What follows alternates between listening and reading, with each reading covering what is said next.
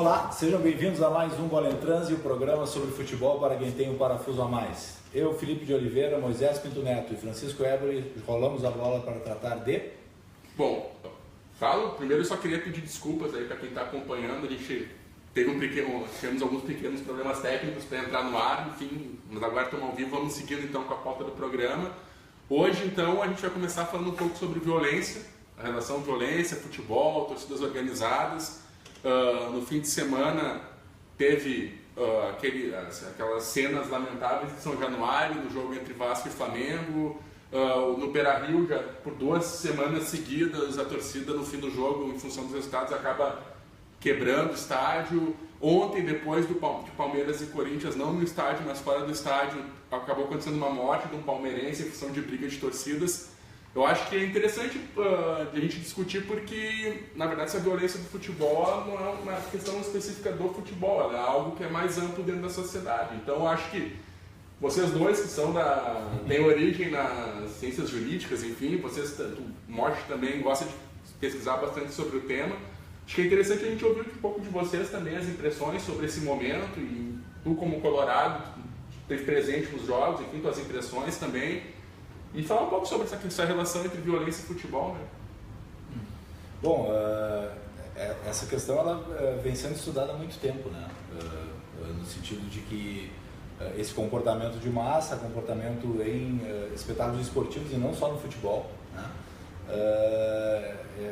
É uma questão, enfim, que a sociologia vem trabalhando, mas que nós percebemos que no Brasil a questão ela sempre é enfrentada da forma mais simples, como é a questão da judicialização do problema, a questão de chamar o Ministério Público, a questão de negar o problema ou buscar uma solução para o problema que não seja um enfrentamento da questão e sim colocar uma torcida única no estádio, que é o que vem sendo adotado em Minas Gerais, é o que vem acontecendo, em São Paulo muito, né? Ontem não sei se tinha torcida do Corinthians no estádio do Palmeiras, pelo menos do pouco que eu vi do jogo eu não percebi, né? Mas de qualquer maneira, no Campeonato Paulista isso foi adotado. Então, quer dizer, a forma de enfrentamento é sempre uma forma de tentar buscar uma solução sem ter uma racionalização. Eu acho que esse na verdade é o grande problema que a gente tem hoje no enfrentamento dessa questão.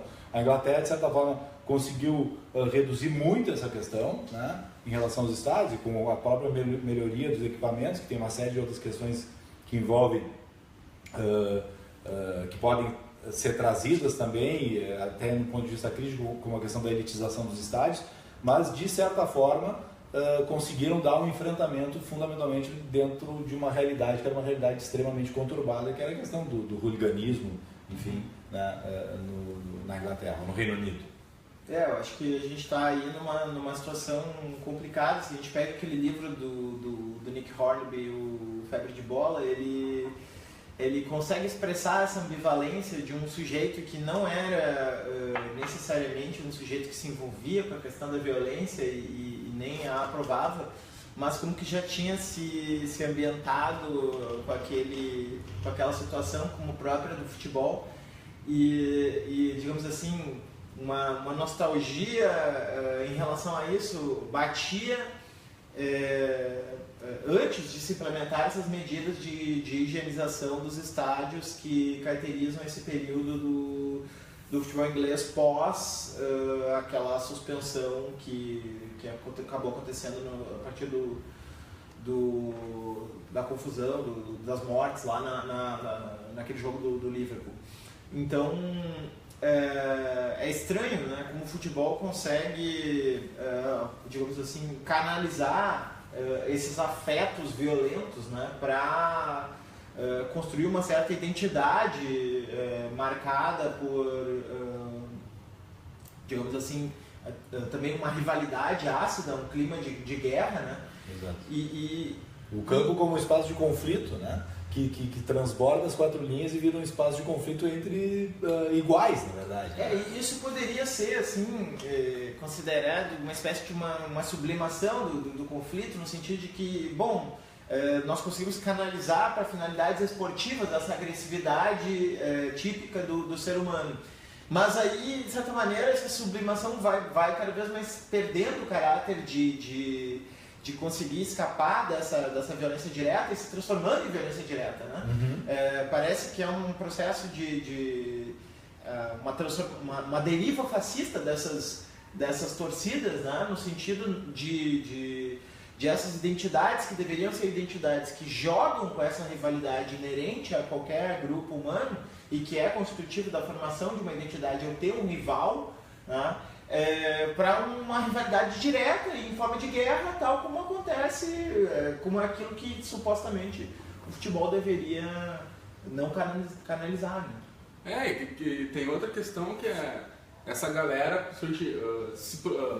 se projeta através dos times, né? É uma questão de identificação, de socialização, enfim, tipo, o clube representa muito mais do que só o jogo, né? Então, quando tu perde, quando acontece a derrota, não é simplesmente a derrota de uma partida de futebol, mas vem à tona toda uma frustração que é da vida cotidiana também, que é extravasada por ali, assim. E muito nesse ambiente de torcida organizada, quer dizer, tem muito a própria autocompreensão do indivíduo, né? O indivíduo se confunde com o clube, a derrota do clube é uma derrota dele perante aqueles outros em que ele vê como rivais dentro dessa construção da identidade dele. Vai entrar naquelas discussões do D'Amato, talvez sobre dramatizações da vida cotidiana e futebol, que, enfim, o futebol é o espaço onde se tem uma disputa de condições de igualdade dentro da sociedade, que o mais rico e o mais pobre estão ali, são torcedores iguais, enfim, e que o futebol é esse ambiente onde os mais pobres podem experimentar essa condição de igualdade. Quando acontece essa derrota, ela é muito mais do que só a questão clubística que a gente estava falando, né? Ela é uma questão... é quase assim, tipo, no caso, por exemplo, de quando tem derrota com questão de arbitragem ou coisa do meio, praticamente quebra essa ideia da igualdade e tem um terceiro elemento interferindo naquilo que deveria ser um equilíbrio normal do futebol. Que passa a ser o inimigo, né? O inimigo não é mais o teu treinador ou o teu jogador, mas sim aquele terceiro, né? Contra quem em quem eu vou canalizar toda a minha frustração. Né? Mas não dá pra gente ignorar também, né, algo que é rotineiro no Brasil, que é justamente a utilização das torcidas, ou o controle das torcidas organizadas por pessoas, não só politicamente, mas por torcedores e integrantes e diretores de torcidas organizadas que se sustentam dessas torcidas organizadas por muito tempo e que depois, para ampliar o seu poder, vão atuar politicamente dentro dos clubes. Não, eu até falei politicamente porque uma das torcidas do Vasco ali que se envolveu nos conflitos é uma torcida que apoia o Eurico banca a torcida, e a torcida até constrange quem vai ou critica a torcida durante o jogo. Então, transcende muito, é quase uma tropa, uma milícia dentro do estádio a serviço do presidente. Né? Que lembra aquelas questões lá que envolviam o Estrela Vermelha de Bucareste na época do final ali do início dos anos 90, enfim, que tinha toda uma tropa de torcedores que inclusive atuaram nas milícias na época da Guerra da Sérvia e da Croácia. Né? Quer dizer, então se tem muito dessa questão, né, da utilização da própria torcida organizada como uma forma de autopromoção, como uma forma de manutenção econômica de seus líderes e também como uma forma de troca de benefícios em relação aos clubes que acabam muitas vezes sendo coniventes, né, e patrocinando essas torcidas que na verdade acabam levando ao patrocínio e a satisfação de uma, duas ou três ou quatro pessoas. Né? A gente não pode esquecer, por exemplo, do presidente do Corinthians, que é o presidente da Governança Fiel, do André Sanches. Né? Então, quer dizer, virou deputado federal. Então tem toda uma questão que envolve as torcidas organizadas que vai muito além do ato de torcer. Mas que se alimentam de muitos dos seus integrantes que estão lá porque querem torcer, porque acreditam e buscam uma identidade que querem acreditar. Só colaborando contigo, a própria relação geral do Grêmio com o grupo político do Paulo Odoni, enfim, dentro do universo político ali do Grêmio, era uma relação de apoio, enfim, explícita. A geral apoiava publicamente o Odoni, e o Odoni sempre passava a mão na cabeça da torcida. Enfim, eu acho que essa que nem tu fala, essa relação entre dirigentes e esse certo paternalismo também na relação, acho que é outro fator que complica bastante. Né? É difícil encontrar esse equilíbrio, né? Porque ao mesmo tempo em que tu não pode dar muitos incentivos para a torcida organizada para não beneficiar essas pessoas, tu não pode simplesmente cortar todos os benefícios, porque tu acaba gerando o outro problema. Qual é? Que a torcida organizada se transforma num instrumento justamente contrário ao teu time, contrário à tua administração. Quer dizer, é um tema muito sensível. O Ricardo Cogo está perguntando aqui se o momento atual do Brasil, polarização, pode contribuir para a rivalidade com agressividade no futebol. Com certeza. Eu acho que sim, eu acho que... E se a gente pensar, né, essa polarização, é claro que existem certos elementos que fazem com que no Brasil ela tenha alguns traços típicos, né? Por exemplo, essa polarização que está acontecendo agora nesse momento entre lulistas e anti-lulistas, né? Mas, de certa maneira, todo mundo está mais polarizado, né? Por quê? Né? E aí, bom, enfim, existe uma infinidade de diagnósticos, né, acerca desse porquê, mas a gente pode dizer que existe uma sensação de insatisfação generalizada das pessoas em relação à maneira como as coisas estão no presente, né? E isso acaba fazendo com que, digamos assim, aquelas tendências mais revoltadas, né, acabem se sobressaindo e se conectando numa rede de afetos que hoje é turbinada e estimulada por meio desses dispositivos de estímulo que são exatamente os telefones, essas coisas que, quer dizer, se conectam com máquinas, né? Essas máquinas que a gente passa o dia inteiro conectado e que ficam estimulando e fazendo vibrar esses afetos, né, numa intensidade maior e agudizando essa polaridade, né, criando esse efeito bolha, em que cada um fica cada vez mais dentro da sua própria bolha, porque tudo é algoritmizado, né, tudo passa por algoritmos que tendem a incentivar aquilo que tu gosta mais, né, isso se retroalimenta, né, quanto mais dentro da bolha e assim por diante, né. E, consequentemente, a rivalidade com o outro lado vai ficando cada vez mais aguda, porque tu só tem uma visão estereotipada acerca do outro lado, né? Quer dizer, tu não convive realmente com o outro lado, mas sim com uma imagem do outro lado que é fabricada pela tua própria bolha, né? E, consequentemente, se torna mais fácil ser violento e agressivo com esse outro lado, porque esse outro lado, verdadeiramente, não é algo que existe como algo que te interpela, mas sim como algo que tu projetas, algo que tu projeta, né? Como se fosse o outro lado. Então é mais fácil eu lidar com uma imagem do colorado, do palmeirense, do flamenguista, do corintiano, dentro da minha bolha gremista, do que propriamente eu abrir a bolha, né? E ver o ponto de vista, né? Eu acho que nesse caso, o que não deixa de ser uma violência, não é uma violência física, mas é uma violência moral, e é tão grave quanto. A gente pode ver essa questão do próprio caso do Cuesta com o Elton, né? O quanto pouco importa se aconteceu ou não, o que interessa é que é o Grenal. Sim, eu, colorado, não posso admitir que meu time, o meu clube, que é um clube popular do povo, tenha algum jogador que cometeu um ato racista. E o gremista que se sentia vítima, no caso Aranha, agora se sente algoz, porque no caso pro Grêmio era uma perseguição da CBF ao clube. E agora já mudou de figura, né? E agora então, não, agora o justo que se aconteça é a punição. E eu acho que aí é uma outra questão que é bem interessante de quanto o racismo, por exemplo, e a homofobia, enfim, são questões que só existem quando televisionadas, né? Elas só existem se tem imagem gravada. Só existe no Premiere. Como se a violência que, por exemplo, os pobres sofrem na periferia, a violência policial, enfim, todos os dias, não se constituísse, o racismo, enfim, não se constituísse também, não existisse, porque ela não é registrada. Não, ele sofreu, não tem uma câmera ali. Que é mais ou menos o que aconteceu com o Potter, no ano passado, com o Luciano Potter, comunicador da Rádio Gaúcha, que estava no estádio, no jogo era Inter e eu não lembro contra quem que era, que o Fabrício fez um gol, extravasou contra a torcida, e ele se manifestou que ele tinha ouvido algumas ofensas racistas ao Fabrício, e naquela época o que aconteceu era simplesmente assim, se linchou o Potter e pouco se discutiu assim, não, venha, porque o estádio tem 400 mil câmeras, se alguém fez, se investiga e se pune. Enfim, e essa questão assim também de tentar estabelecer uma homogeneização de comportamento, né? Que é totalmente artificial, né?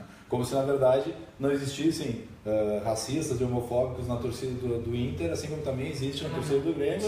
Então, essa questão, que a gente condena aquilo que acontecia no passado e que volta e meia começa a se restabelecer de novo. E diz, não, porque o Grêmio não podia ter sócio Grêmio negro. Coisa. Bom, isso ficou no passado, numa época que, enfim, era algo que, assim como tantas outras coisas na sociedade, que eram, de certa forma, aceitas e que hoje em dia não se aceita mais, como a própria questão da liberdade sexual, enfim, da própria questão das mulheres, que também não podiam ir. Havia bares e restaurantes que as mulheres não podiam entrar, só podiam entrar homens em várias cidades do Rio Grande do Sul, e isso acabou. Né? Então, quer dizer, é algo que o tempo passa e, obviamente, né, a sociedade tem que perceber isso. Só que não, a gente sempre fica lá com uma âncora no passado, tentando para mostrar, não, porque... Por causa dessa fixação identitária, né? Por causa dessa questão de... Quer dizer, a gente até pode, numa certa escala, para coisas menos relevantes, brincar com isso, por exemplo. Por mais ridículo que seja, eu acho que é engraçado quando o Colorado quer dizer que o Grêmio não é campeão do mundo, ou quando o gremista quer dizer... Queria dizer antes do Inter agora ser rebaixado de fato, que o Inter já tinha sido rebaixado por causa daquela vez que o não pagou a dívida do jogador. Quer dizer... esse tipo de brincadeira é um tipo de brincadeira que está dentro do jogo. Então é um tipo de brincadeira que reforça as identidades, que a gente sabe que são milhares de debates improdutivos que as pessoas têm nessas mesas redondas. Porque na verdade elas estão ali brincando de ser gremista, brincando de ser colorado, e aí tudo bem. Sim. O problema é quando essa questão identitária extravasa para questões em que aquilo que realmente está acontecendo interessa. Né? Interessa saber se, por exemplo, o racismo nesse caso aconteceu ou não, para além do fato de eu ser gremista ou de eu ser colorado. Quer dizer, o meu pertencimento identitário não pode se sobrepor, né, a uma situação de violência. Da mesma maneira que, por exemplo, não é pelo fato de eu ser brasileiro que se o Brasil está lá, sei lá, por exemplo, fazendo uma obra que violenta povos indígenas da Bolívia, e eu vou ser favorável ao Brasil apenas por pertencer à identidade nacional brasileira. Quer dizer, esse tipo de nacionalismo espúrio, a gente sabe aonde ele nos leva. Não é por ser americano que eu vou apoiar a guerra do Vietnã. Isso. Aconteceu muito nos Estados Unidos. Sim. Então, quer dizer... Então, essa fixação, né, numa coisa que... E a gente sabe o que isso tem a ver com a polarização. A gente sabe que a gente vive num clima em que as pessoas muitas vezes estão se distanciando das questões propriamente ditas, né, em nome de defender o seu grupo político, em nome de defender a sua identidade política, né, e isso se alastra também para o futebol, para essa posição sectária, no sentido literal do sectário, né, no sentido daquilo que remete a uma seita, né, daquilo que remete a algo que se separa do racional e do racional, né, e se transforma numa seita. Então acho que aí que está o ponto de, por exemplo, a polêmica do racismo, a polêmica da homofobia, ou a polêmica, essa questão dos torcedores sofrerem violência, de até mortes, se ocasionar, não pode se confundir com a brincadeira do dia a dia do futebol, que é uma brincadeira que está dentro da linha do jogo, que eu acho que faz parte. Faz parte da identidade, que é saudável, né? Reforça, na verdade, vínculos com os clubes que justamente, só que existem esses limites, né? É essa a questão, que se percebe nessa questão específica da violência entre torcidas diferentes, ou até mesmo de torcedores contra o próprio clube. A irracionalidade, para mim, é o elemento central da questão, né? Porque aquela cena do jogo do Curitiba contra o Corinthians, em que o torcedor do Corinthians tenta entrar no ônibus, não consegue, aconteceu um pouco antes do jogo, e os torcedores do Curitiba lincham o sujeito está no chão desacordado e passa um cara lá correndo e dá um bico. É um negócio que não dá para entender a que ponto chega uma pessoa para fazer isso, entendeu? Então, quer dizer, o que move aquele sujeito, entendeu? Aquilo é um troféu que ele vai carregar, né? Então, quer dizer, esse tipo de... Isso passa um pouco esse fortalecimento da identidade, acho que passa um pouco pelo endeusamento dessa questão da torcida organizada, de, na verdade, ser algo fundamental para o clube, como se o clube não vivesse sem a torcida ou sem os cânticos da torcida organizada, enfim. Bom, né, se pagar o preço para não ter tantos atos de violência, seja justamente que as torcidas organizadas não estejam, não realizem seus cantos, bom, que se pague esse preço. Por quê? Porque as torcidas organizadas, elas têm que ser atores, os integrantes das torcidas organizadas que não concordam com a violência, eles têm que ser atores nessa equação no sentido de evitar a violência, porque não adianta as medidas serem de cima para baixo como são no Brasil, né? Ou a gente estabelece que elas são horizontais e possam vir de baixo para cima, ou não vai ter nenhuma mudança no processo, como em qualquer processo de relação social. É complicado essa questão, e principalmente essa questão, acho que das rivalidades, né? Que nem o Moisés estava falando, é uma coisa, independente se é no futebol, se é na política, em qualquer... Esse tensionamento é uma coisa que não... Eu estava agora pensando assim, a gente teve na virada ali dos anos 90 para os 2000, ali teve bastante, uma época bem forte, até a promotoria de São Paulo atuou bastante com extinção e suspensão de torcidas, teve até um caso emblemático que é na final da Taça São Paulo de Futebol Júnior, que acho que é entre São Paulo e Palmeiras, que ocorre uma batalha campal dentro do campo e acaba morrendo, enfim. Mas eu pensando agora, assim, tentando levar pela memória, parece que nos anos 2000 assim, houve uma certa diminuição nessas tensões dentro dos estádios. Assim. Eu estava tentando puxar pela memória assim, de grandes conflitos, e eu não me recordo de grandes conflitos. Assim, e eu acho que... E tu vê isso se recrudescendo agora, assim, eles aumentando, não sei... O pouco do momento, o momento do país é muito complicado e propício a isso. A gente não pode ignorar que, se a gente concorda que o futebol é um espaço de canalizador de frustrações e coisa e tal, é claro que muito do que está acontecendo no país nos últimos anos, né? Mal comparando, né? De novo uma comparação num nível diferente, mas mal comparando, é o sujeito da corneta, né? Que vai pro estádio para só vaiar seu time. Aliás, né? O Felipe está numa posição privilegiada para falar disso, e o time dele, que é o Inter, para quem não sabe, hoje tem mais dificuldade de jogar em casa do que fora de casa, exatamente por causa dessa pressão, dessa turbulência que há em relação a esses grupos que vão e mais prejudicam o time do que ajudam, né? Então a gente vê nesse tipo de psicologia do torcedor, me parece, aqui arriscando uma psicologia selvagem, digamos assim, né?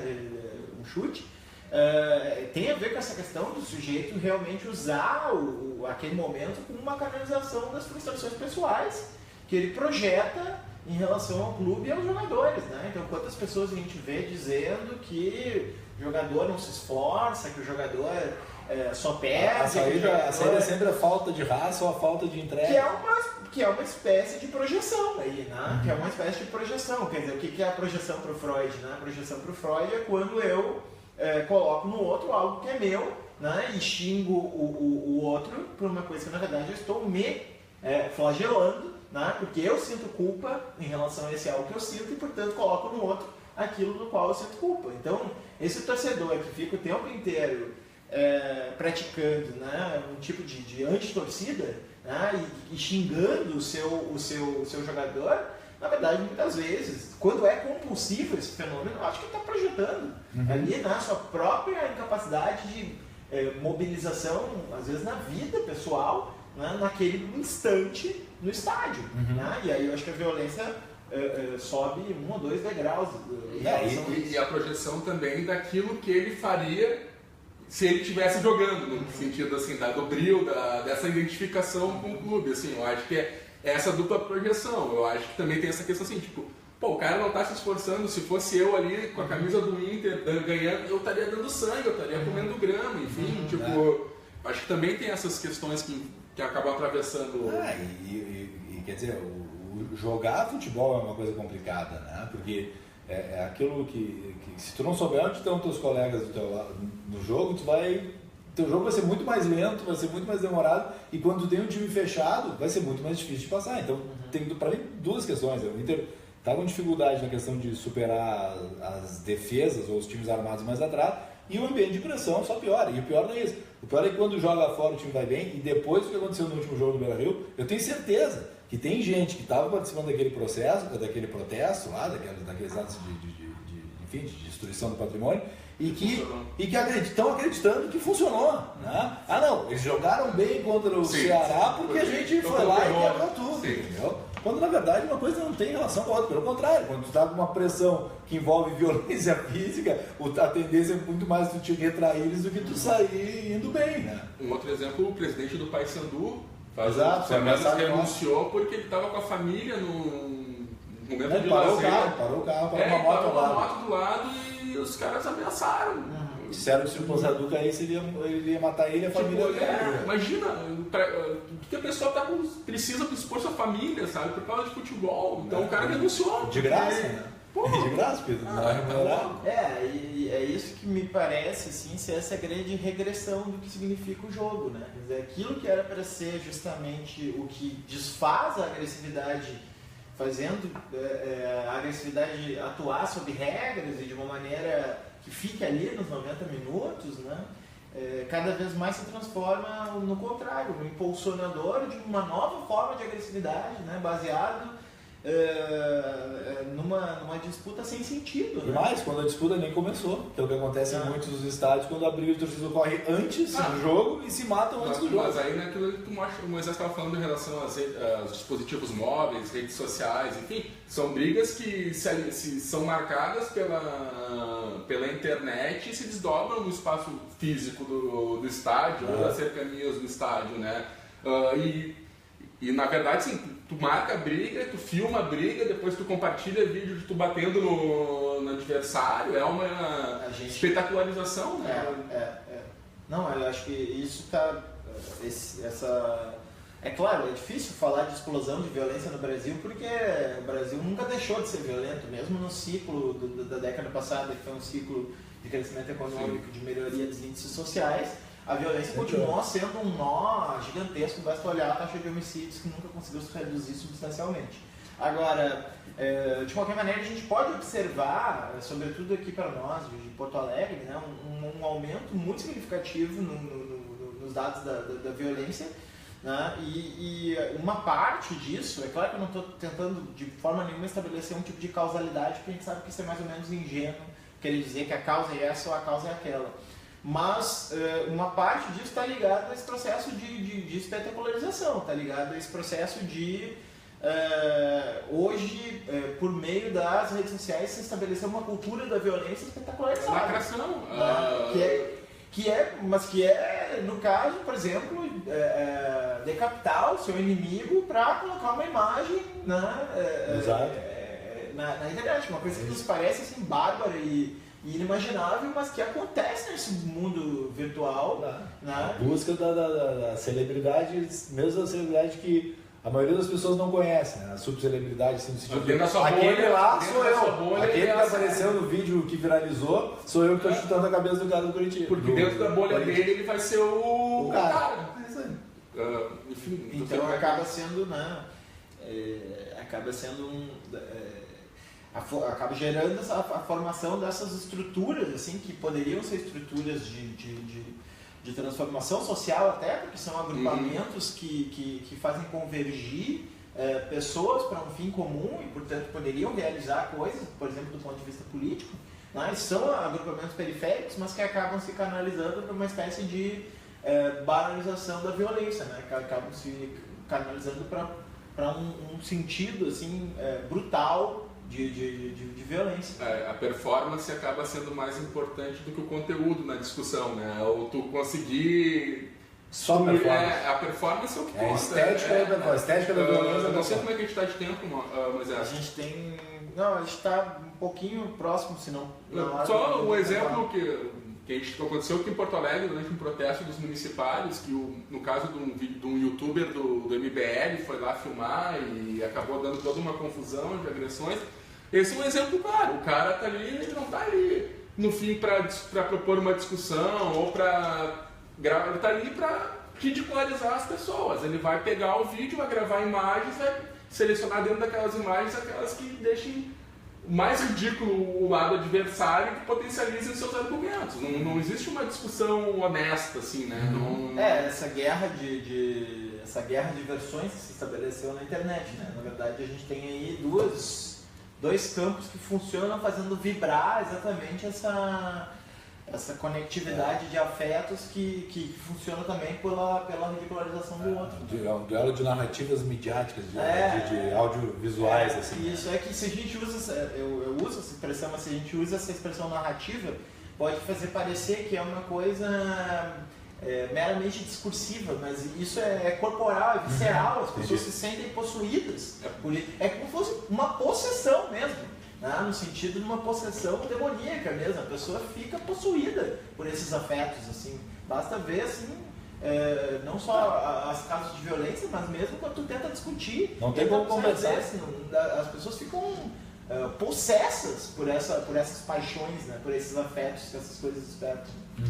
Não, em relação só próprio do MBL, enfim, é essa lógica da mídia, né? Essa lógica da mídia atravessando todos os campos sociais. Então, na verdade, tu vai ter lá no campo político hoje os caras atuando basicamente pela lógica da mídia. Vai produzir seu conteúdo próprio, tipo, tu cria todo um outro canal de circulação de ideias, enfim, que não tem se digamos assim, a mídia tradicional antes fazia uma certa mediação e tinha uma certa responsabilidade, assim, por, enfim, serem concessões. Hoje não existe essa responsabilidade, essas agressões, tudo circula de uma maneira livre, né? Eu acho preocupante isso, assim. A gente tem essa questão do, tu não pode empretar o usuário é livre, o usuário, assim, mas eu fico preocupado, não acho que tem que de certa forma engessar, mas eu fico preocupado, eu acho que a gente tem que discutir, assim, a forma, a responsabilidade com que se usa essas ferramentas, toda essa potencialidade técnica que se tem hoje, porque eu acho que está fazendo um grande mal para a sociedade como um todo, assim, né? Existe uma certa confusão também em relação a essa questão da cultura do ódio, né? Enfim, é uma questão complexa e cheia de nuances, mas existe uma certa confusão entre o que significa o exercício da liberdade de expressão e o que significa o debate sobre o que é o conteúdo dessa expressão. Exato. Né? Quer dizer, uma coisa é se partir de um pressuposto de que é possível censurar certas coisas a priori, sem deixar que a pessoa expresse essas coisas. Outra coisa é, a partir de um contexto de liberdade de expressão, colocar em questão as ideias que a pessoa está defendendo exatamente pela fragilidade dessas ideias. Então, propositalmente, existe esse segmento que defende ideias de ódio contra homossexuais, contra mulheres, contra movimentos antirracistas, contra, enfim, todo tipo de minoria política, que não é uma minoria no sentido numérico, é uma minoria no sentido político, de distribuição de poder. Né? E eles fazem intencionalmente uma confusão, como se a crítica ao conteúdo daquilo que eles falam fosse uma censura, quando na verdade uma censura significa a proibição de emitir aquilo que ele está falando. Agora, discutir é próprio da liberdade de expressão. A liberdade de expressão é a consequência da liberdade de expressão. A liberdade de expressão não existe para que as pessoas simplesmente possam emitir ruídos e ir para o nada esses ruídos. Né? A liberdade de expressão existe para que o debate público exista, para que as pessoas possam não só lançar ideias, mas também receber os contrapontos às suas ideias. Né? E hoje existe intencionalmente uma certa confusão em relação a isso. Né? Essa censura, essa ideia de censurar as políticas de ódio, é evidente que é frágil. Né? Daí que entra toda essa questão de debate sobre o politicamente correto, que até eu acho que, enfim, né, não é um debate totalmente desprezível. Mas isso sem cair nessa simplificação brutal de querer se passar por censurado ou policiado, quando na verdade o que as pessoas estão estabelecendo é um contraponto racional àquilo que é o conteúdo do que está sendo defendido. Né? Claro. E tem gol? Tem gol. Gol de 13 de julho de 1994, então a gente selecionou, enfim, porque foi marcado nessa data, o gol do Romário contra a Suécia. 64, desculpa, 94, o gol do Romário. Eu ouvi errado, mas acho que eu... Gol do Romário de cabeça contra a Suécia, se não me engano, no cruzamento do Jorginho. Então, para quem está no podcast e também no YouTube, a gente vai colocar o gol. E no Facebook a gente vai comentar o gol. E no Facebook a gente segue tocando, então. O Branco não é falou que se cheira mesmo, mas pede desculpas ali pro Broly. Vamos ver. Olha lá, meteu o cotovelo nele. Ele quis dar a cotovelada, bateu com o braço. Foi assim que ele fez contra a Holanda. Depois recebeu a falta e na cobrança da falta fez o gol. Vamos Brasil, vamos Brasil. Vamos Jorginho. Olha o cruzamento para cá e olha o gol. Gol! Olha o gol! Gol! Olha o gol! Gol! Gol! Gol! Brasil!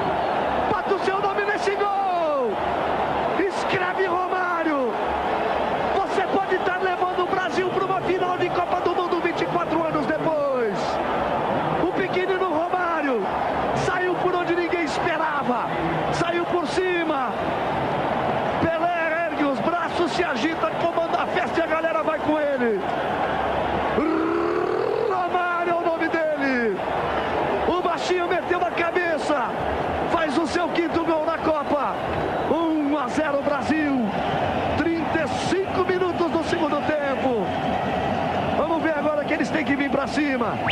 Brasil! Eles vão ter que dar espaço, Brasil! Romário de novo. Bom, então a gente teve um problema de bateria. uma queda na transmissão. Bom, em relação à questão da contratação do Douglas Costa, muito bacana, a Juventus ela fez a comunicação da contratação e uma lição, digamos assim, para os clubes brasileiros para acabar com essa questão da cláusula de sigilo no Brasil, né? Colocou o valor do negócio. Saiu no meu. Bom, o valor do contrato. Vamos deixar, saiu no meu. Então, sem problema. O valor do contrato, o valor quanto que tem que pagar para ficar com o jogador, enfim, todos os detalhes do negócio, enfim, mostrando a transparência que é importante para o mercado externo, justamente para dar credibilidade para o clube, né? Algo que no Brasil é algo que não se pode divulgar os valores do negócio. E aí, tanto o James quanto o Douglas Costa, empréstimo 2 anos com um valor fixado, né? No caso do Douglas Costa, se ele atingir determinado número de jogos e afins, a contratação acaba sendo obrigatória, né? Então, no final desse período de empréstimo. E no mercado brasileiro, o Nilmar fechou com o Santos, 14 meses sem jogar, né? Contrato com produtividade, né? Ou seja, se ele não produzir, ele vai receber o salário para treinar. Então, quer dizer, mas 14 meses sem atividade, quer dizer, para mim o Nilmar é uma pena, assim. Né? O Nilmar optou por deixar $1 milhão por mês. Sim, mas eu digo, por deixar, mas eu falo antes, até antes da Copa de 2014, né? Sim. Quando ele foi para o mundo árabe lá em 2012, se não me engano, ele optou por não ser mais um jogador de ponta no futebol e por ganhar dinheiro. Essa é a opção dele. Deixa eu só fazer um comentário, porque a gente estava transmitindo no perfil do Bola em Trans e aí acabou caindo a bateria do telefone e aí sem querer agora eu comecei o programa no meu perfil pessoal e eu tô vendo aqui que entrou um monte de gente. Então, para quem chegou agora, né, esse é um programa sobre futebol, o nome é Bola em Trans e eu vou colocar o link agora nos comentários para quem quiser acompanhar. Né? A gente até pode fazer um outro comentário fora da pauta aqui, se vocês quiserem deixar nos comentários, já vi aqui que tem gente que colocou, mas só para avisar do que se trata essa transmissão ao vivo na hora aqui de colocar, eu me enganei. E do brasileiro, o Flamengo está interessado no Diego Alves, né, do Valência, para goleiro, já que o Muralha andou falhando, enfim. E já que o Paulo Vitor veio pro Grêmio. O Flamengo é uma coisa incrível, impressionante, ele vai lá e contrata, eu fico impressionado, mais do que ele, só o Palmeiras, né? Mas o Palmeiras o que é interessante do Palmeiras é que o Palmeiras contratou e não conseguiu ainda. O Cuca está sendo bastante questionado pela torcida, né? Fundamentalmente depois da derrota de ontem. A torcida do Palmeiras, de fato, está começando o Cuca está começando a perder o crédito dele em relação à torcida. Né? Em relação à torcida, o Roger também, ontem o Atlético perdeu para o Santos, fora de casa, em casa, perdeu em casa para o Santos, 1-0. O Santos desperdiçou um pênalti, o Atlético desperdiçou um pênalti, o gol foi de falta no fim. E o Roger é outro que também não consegue... Embora tivesse começando a crescer. Ganhou o clássico ali, precisava... mas não está conseguindo embalar o time. E ontem até o Robinho começou no banco, acabou entrando na segunda etapa. E eu acho que, enfim, o Roger vai ser bastante...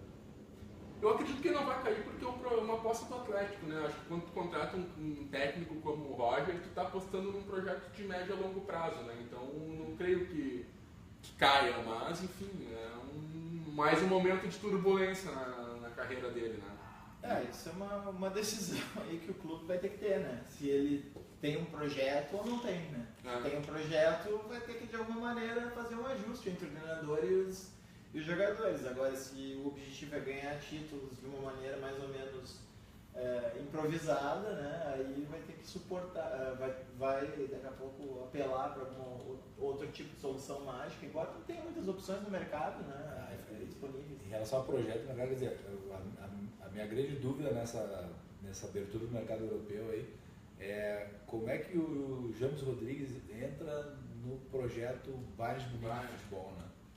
Um negócio meio, pra mim, uma contratação meio, sei lá, meio esquisita, assim, no sentido de eu achar o James Rodrigues um jogador muito diferente daquilo, da forma... Mas o James jogou com o Ancelotti no Real. O James, pode ser por o isso. James, inclusive, ele... Não, no Real, sim. Ele chega com o Ancelotti. Ele teve um declínio no final do período do Ancelotti, vai para a reserva com a chegada do Rafa Benítez, depois volta a ser titular na formação desejada pela torcida que toma uma goleada do Barcelona que derruba o Rafa Benítez, e aí desde então com o Zidane ele nunca mais tem um bom desempenho. Bota o Casemiro no lugar dele. Bota o Casemiro no lugar dele e depois o Isco ganha a primeira reserva, né? E agora o Bale o primeiro reserva. Mas enfim, de qualquer maneira, talvez a esperança do Ancelotti seja recuperar o James para aquele futebol que ele conseguiu jogar razoavelmente bem no início da trajetória. Eu acho que se tu pensar o Bayern ali com o Ribéry já mais a idade avançada, o próprio Robin com idade avançada, perdeu o Douglas Costa, que era um cara que... Pois é. E eu acho que na verdade eles estão procurando alguém, justamente a ideia de recuperar o Rames, eu acho que passa muito por isso, né? E eu acho que ele daria um toque diferenciado nesse time do... É um ingrediente diferente. Porque na verdade sim, o Bayern vai ter que se reinventar se ele quiser bater de frente com o Real, porque nessas últimas temporadas, com esse formato que ele tem, da época do Guardiola e também pós-Guardiola, agora esse último ano, tipo, o Ancelotti, ele não está conseguindo, assim, ele não consegue ter um nível de equipe que bata de frente. Eu acho que ele está procurando dar uma reoxigenada alguns jogadores chegaram no limite, né? O Robin, o Ribéry... Pois é, mas aí tá, a opção que poderia ser o Douglas Costa, quer dizer, sim, o time... Mas é que o Douglas Costa se queimou muito nessa última temporada, né, com o Ancelotti, ele não conseguiu repetir o que ele vinha fazendo com o Guardiola, né, e só curiosidade, o Manchester City fez o melhor negócio, um dos melhores negócios da história, que eles tinham agora o Iheanacho, um atacante, é um atacante deles que eles contrataram por 100 mil euros, e ontem eles venderam para o Leicester por 20 milhões, 25 milhões. Eu acho muito interessante essas transações internas do futebol europeu, porque ele se paga muito dinheiro por jogadores que não faz sentido. Não tem sentido algum. O Manchester United é o campeão, né? De contratações lixo, né? Contratações de jogadores assim, por valores. A gente pensar que estão oferecendo aí para o Luan 23 milhões de euros, na melhor das hipóteses. Quanto que o Manchester pagou pelo Danny Blind? Pelo Eric Shaw e pelo Robo. Eles contrataram numa temporada 3 atrás direitos por 20 milhões assim, de euros. Completamente sem sentido. O jogador, assim, o Blind tem vários assim, do mesmo nível, ele nem se compara. E o que eu acho do Manchester para a próxima temporada é que eu não entendo. Um time com poderio econômico vai prospectando o mercado de atacantes, as opções é Morata e Lukaku,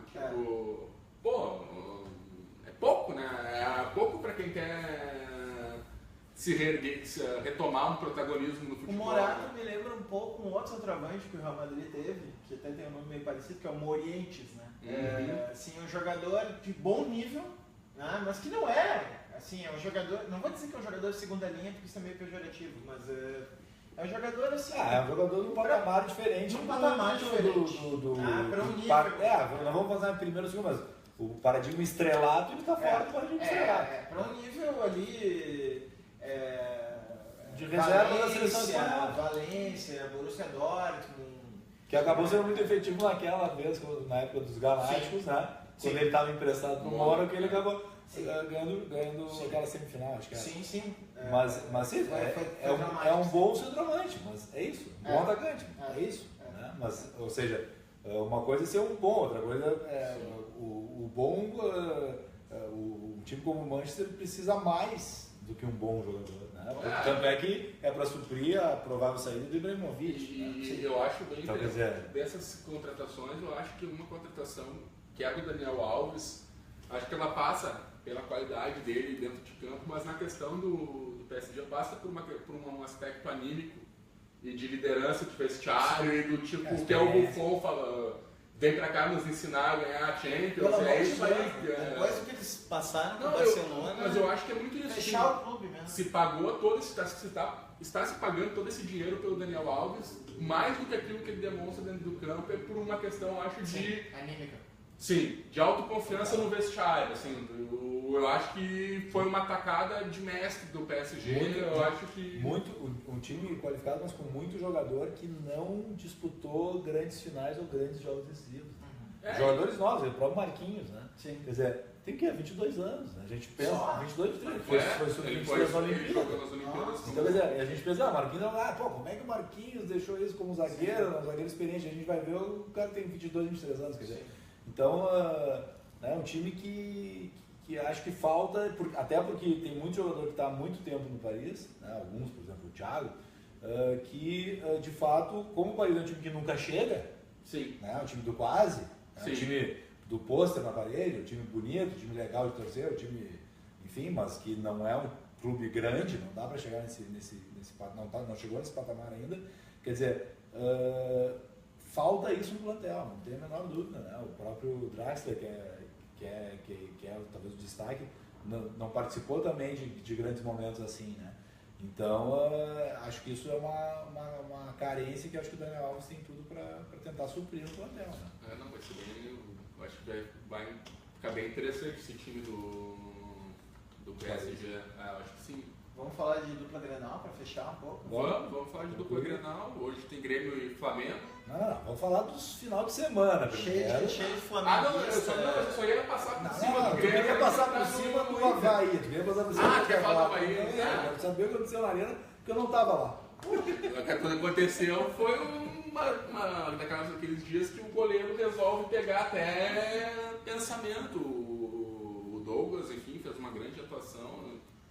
Acho que o Grêmio, assim como contra o Corinthians, ele criou inúmeras oportunidades, perdeu o pênalti, enfim, eu acho que são questões do jogo. É difícil de tu querer explicar objetivamente, não, o problema do Grêmio foi esse. Assim, vocês não acham que o Grêmio de repente sentiu a saída do Pedro Rocha? Pode ser que tu estava acostumado com a mecânica, hoje tu não vai jogar o Pedro Rocha de novo. Então, porque ele está machucado? Tá machucado, ele sentiu... É o famoso jogador tático que todo mundo é cético em relação a mas que tu vai sentir... Tem até a piada de que o jogador tático é o cara ruim, que o pessoal... O treinador gosta. O treinador gosta. Mas talvez realmente o time tenha... acho que também baixou o rendimento de alguns jogadores, mas... foi um acidente de percurso, acho que não é um jogo que dê para tomar assim como modelo, né? A única coisa que para os gremistas preocupa, pelo menos para mim, além da questão da janela, do que pode vir numa janela, é os nossos goleiros, né? A gente realmente está com uma certa dificuldade com os goleiros, no sentido do goleiro... está na campanha. Não estou na campanha, eu acho só que assim, talvez isso seja uma coisa do futebol brasileiro, mas tem só o Cássio jogando em alto nível, que tá todo mundo meio satisfeito com seus goleiros. Assim. Vanderlei tá fechando também do Santos. Não, o próprio Danilo fica uma unanimidade dentro do Inter, quer dizer, mas é um campeonato menor, né? Não dá para negar. Mas mesmo assim, com alguns momentos de vacilo, assim, né? Alguns momentos de vacilo. No jogo contra o Ceará, teve umas 2, 3 saídas do Danilo que foram complicadas, assim. O Danilo é um baita goleiro. Enfim, acho que o Danilo, primeiro nível, né? Disputaria a camisa da seleção brasileira com outros. Mas em termos assim, da Série A, sim, o Cássio é o grande nome, né? Palmeiras não, para mim o Praz não é um grande goleiro, né? O Palmeiras... Vanderlei, eu acho. O Palmeiras já com o Egídio lateral esquerdo. Tipo, o elenco do Palmeiras é um elenco meio desequilibrado. E eles têm um goleiro bom reserva, que foi o goleiro que jogou o Brasileirão inteiro, não foi sabe, que é o Wagner, né? Não, quem disputou foi o Joel. Não é Wagner? Não. Bom, enfim. Acho que era outro nome. E que era do Ceará. Joilson? Vamos ver, vamos descobrir. É verdade. Isso aí. Tá aí, o Guto não caiu então. Falei que o Guto não ia cair, o trabalho vai crescer. Eu acredito no Guto, acredito mesmo. Acho que o Inter tem que aprender a jogar contra os times que se fecham. Acho que enquanto jogar fora, acho que o time tende a ir bem. O jogo contra o Criciúma, ao contrário, eu não estava no sábado, eu tive que viajar, tive que ir a Pelotas. Mas o que eu vi, o pedaço eu vi, o pedaço eu não vi do jogo, tá na estrada, deu para perceber um crescimento, assim, acho que o time tem que amadurecer, esse time que está jogando é um time muito diferente que jogou contra o Boa, não sei, eu acredito, não tenho a menor dúvida de que o trabalho tende a crescer, e achei que fisicamente o time está muito melhor do que estava antes, fisicamente. Só para constar que o Alexandre fez pergunta, cadê o Tomás aqui? O Tomás é nosso membro... Nosso participante especial. Intermitente, ele na verdade é professor em Santa Maria, então normalmente ele não está aí, né? Mas a gente sempre quando a gente sente que o nível do programa está caindo, a gente chama o Tomás como a estrela aí das relações internacionais para falar sobre países que a gente não sabe nada.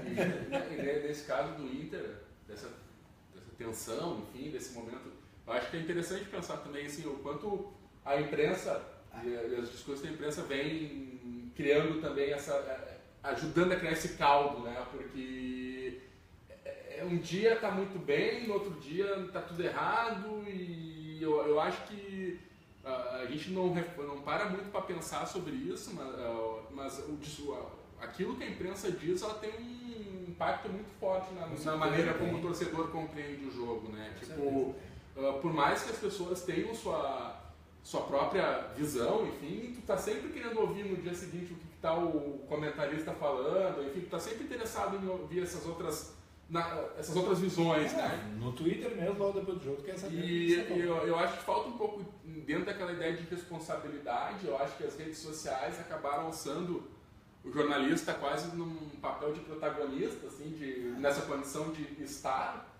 E eu acho que essa caça por cliques, assim, essa necessidade de estar querendo atrair mais seguidores e tal, faz com que o jornalismo indo para um lado meio fanfarrão, assim, menos reflexivo, porque as pessoas querem simplesmente escrever uma bobagem ali para ser retweetado do que realmente colocar uma opinião ponderada, enfim, que foi se refletiu sobre. Eu acho... É aquele negócio, quer dizer, enfim, não sou da área de jornalismo, mas leio muita coisa sobre comunicação social. Até que ponto a manifestação de um jornalista na rede social, ela é um ato de jornalismo, propriamente dito, ou ela é uma manifestação pessoal sem compromisso? Porque o jornalista ele tem compromisso, ele tem que ter compromisso com as coisas que ele fala, com as consequências das coisas que ele fala. E enquanto que uma pessoa que fala solto, ele tem, enfim, ele vai falar o que quiser e não está preocupado com o que está acontecendo. Tem que pensar assim. Tem como separar isso? Eu acho que é um debate sim, interessante em termos de comunicação. Eu, Francisco, sou repórter da Rádio Tal e tenho tantos mil seguidores. As pessoas me seguem por quê? Porque eu sou o Francisco ou porque eu sou o repórter da Rádio Tal? Quando tá me seguindo, tá querendo ouvir a minha vida particular, está querendo saber o que eu estou falando sobre futebol para poder acompanhar as notícias do futebol. Entendi. Quando o repórter vai lá e está usando o Twitter pessoal dele durante o jogo para botar foto do estádio, para fazer... Então, mas essa... Tem que concordar ou não tem? Acho que é um debate interessante. Essa questão da desconstrução da fronteira, né? Na verdade, a gente vive num momento em que toda essa divisão se tornou muito instável, né, entre uma coisa e outra. E aí, enfim, né, é um momento de porque assim, se tu não tá definição. Se tu não tá te manifestando ali na rede enquanto jornalista, tu tá te manifestando enquanto o quê? Enquanto comentarista, enquanto repórter, tu tá te manifestando enquanto torcedor do futebol? Não sei, legal pra quem é da área. Se tu não tá usando o teu Twitter, ele tá te manifestando sobre o jogo na condição de quê? De torcedor, de apaixonado pelo futebol, de um amante do jogo, enfim, tipo, tu tá ali no jogo por quê? Tu tá ali no jogo trabalhando, tá usando o teu Twitter do jogo trabalhando, tu tá ali... Entendi. Não sei. Será que tem que ter uma conta que... É que eu acho que, tipo... Eu acho que é uma postura que eu já fui editor de política, por exemplo, e eu acho que é uma postura assim, cara, se tu é editor, se tu trabalha com determinado assunto, tu tem que ter um determinado controle daquilo que tu publica sobre aquele assunto, porque, enfim, tu assume esse papel de mediador no processo, né? E se tu tá assumindo esse papel de mediador, eu acho que, tipo, é meio complicado quando tu começa a colocar tuas posições pessoais e querer fazer valer as tuas posições pessoais, enfim. Mas eu acho que é um tema interessante, de como tu não tem mais essa separação, né? O Francisco... Pessoal...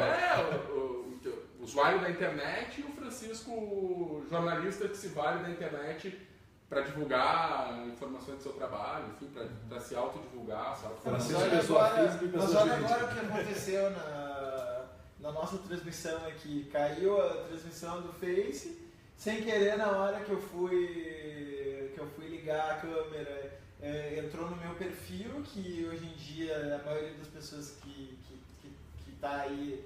Que tá no bola, tá aqui? Não, digo que tá no meu perfil, são pessoas que estão mais interessadas em debater política, e deve ter até gente que não tá gostando do que eu tô falando, que não se interessa no futebol. Mas aí, onde começa o meu perfil pessoal, onde termina... onde começa o Bola em Transe, onde termina o meu perfil mas por exemplo, professor. tu sabe que tem coisas em sala de aula que tu vai dizer e sim, claro. tu vai dizer no Mas base. o problema é exatamente essa questão das redes sociais.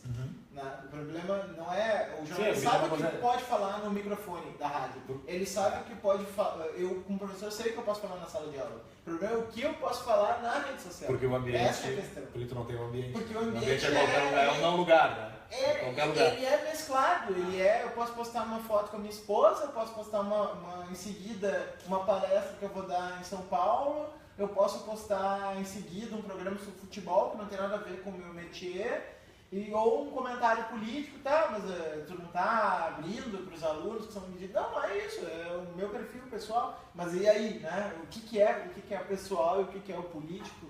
É isso que... Porque tu não tem um perfil Facebook, Moisés Pinto Neto, professor, e o perfil Moisés Pinto Neto, bola em trânsito, e o perfil Moisés Pinto Neto, cidadão. Ou filósofo, ou enfim... Não tem, é tudo uma coisa só. E aí tu vai ser... E é esse o grande enigma da nossa época, assim, né? Como que vai se estabelecer uma nova clivagem, se é que vai, né? Vai ficar tudo mais... E que, assim, isso é uma coisa que tu vê bastante. O teu avatar, essa tua personalidade, essa tua personagem virtual que tu é ali, ele é uma extensão do teu personagem real. Tipo...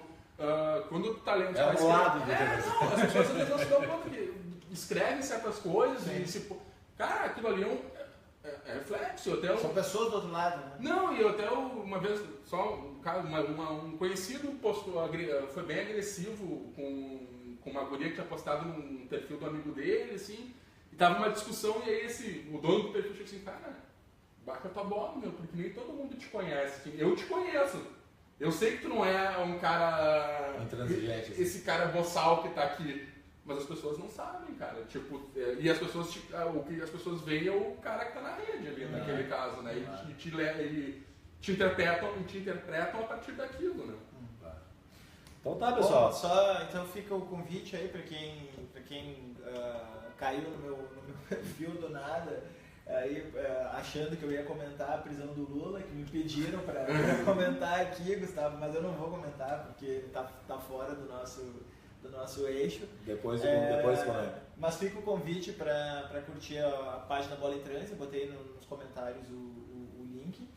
Nós também temos ali no Mixcloud um perfil onde vocês podem ouvir os podcasts anteriores. A gente tem então na Fala Podcast, e a gente agora também está editando esse vídeo que a gente grava ao vivo no Face e colocando no YouTube à disposição. Então agora tem várias maneiras de recuperar o programa. Beleza. Feito? Até mais.